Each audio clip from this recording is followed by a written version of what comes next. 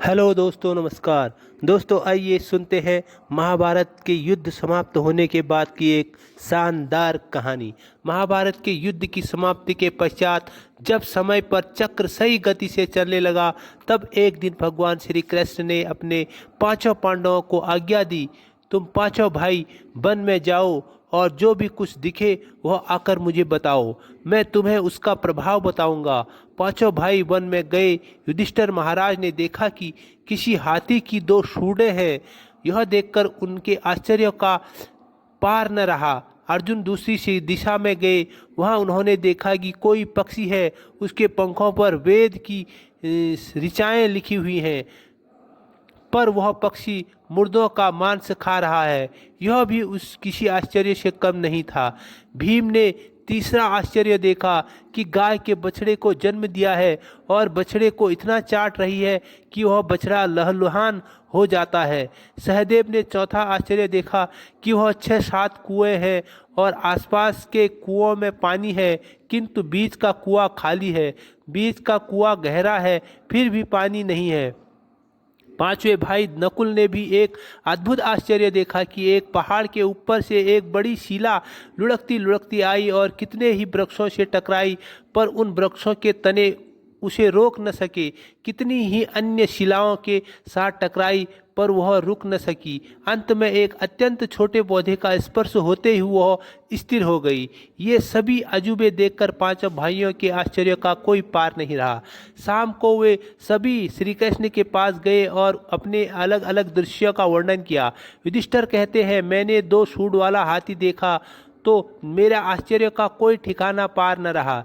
तब श्री कृष्ण कहते हैं, कलयुग में ऐसे लोगों का राज्य होगा जो दोनों ओर से शोषण करेंगे, बोलेंगे कुछ और करेंगे कुछ। ऐसे लोगों का राज्य होगा, इसलिए तुम पहले राज्य कर लो। अर्जुन ने आश्चर्य देखा कि पक्षी के पंखों पर वेद की शंकाएं लिखी हुई है और पक्षी मुर्दों का मांस खा रहा है।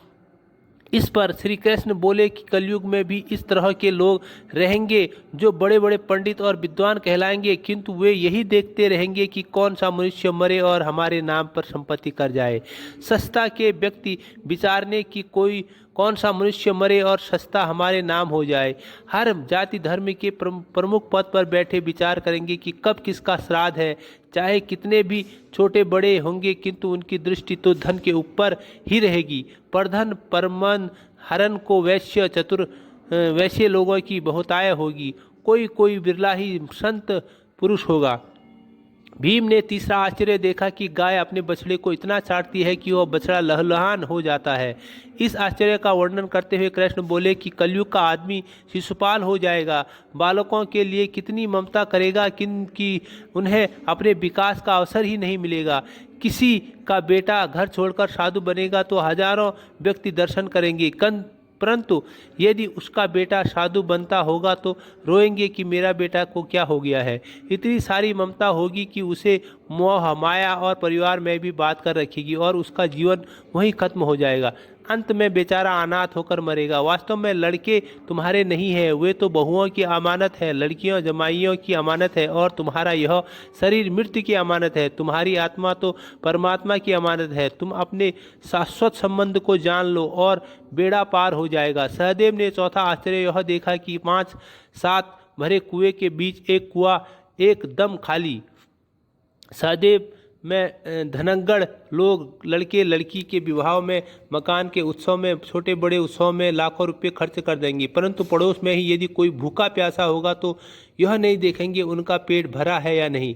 दूसरी ओर मौज मस्ती में शराब कबाब फैशन पर व्यसन में पैसे उड़ा देंगे, किंतु किसी के 2 आंसू पोंछने में उनकी रुचि न होगी, और उनकी रुचि होगी उन पर कलयुग का प्रभाव नहीं होगा, उन पर भगवान का प्रभाव होगा।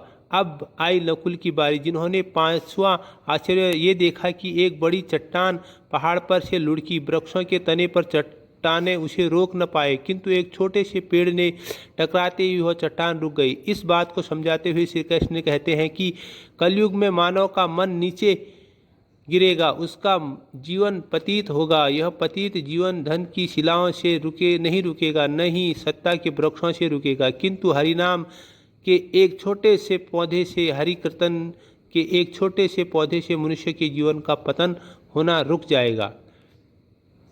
भले ही ये आश्चर्य पांडवों ने उस काल में देखे होंगे, पर कलयुग में वही आश्चर्य अपनी सत्यता को प्रमाणित कर रहे हैं। दोस्तों, ये कहानी आपको कैसी लगी? रामायण महाभारत से ली गई ये शानदार कहानी आपको कैसी लगी? अगर कहानी अच्छी लगी तो इसको लाइक करें और चैनल को सब्सक्राइब करें। और दोस्तों, देखिए रहे ऐसी शानदार वीडियो के साथ। तब तक हमें आज्ञा दीजिए। नमस्कार, गुड रात्रि, शुभ नाइट।